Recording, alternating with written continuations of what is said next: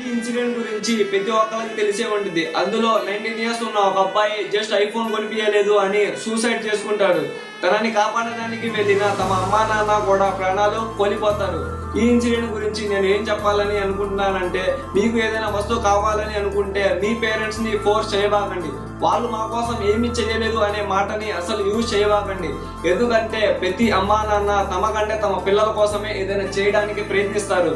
Just ఒక iPhone కొనిపించలేకపోవచ్చు, ఏదైనా చిన్న కోరికను తీర్చలేకపోవచ్చు, దాని అర్థం వాళ్ళు మీకోసం ఏమి చేయలేదని కాదు. మీ పేరెంట్స్ మిమ్మల్ని ఈ ప్రపంచంలోకి తెచ్చి పెంచి చదివించి అంత చేశారు. మీ బాధ్యత కూడా చాలా ఉంది. మీరు వాళ్ళ కోసం ఏదైనా చేయాలి. మీకు కావాల్సిన ఏ వస్తువు అయినా మీరు కష్టపడి కొనుక్కోండి. మీరు సంపాదించిన డబ్బుతో మీ సరదాలు తీర్చుకోండి. అంతేలే కానీ ఎంత చిన్న వస్తువు కోసం ప్రాణాలు తీసుకోవడం అనేది కరెక్ట్ డిసిషన్ కాదు. ఎందుకంటే ఏదైనా వస్తువు మళ్ళీ తిరిగి కొనుక్కోవచ్చు, కానీ పేరెంట్స్ని కాదు.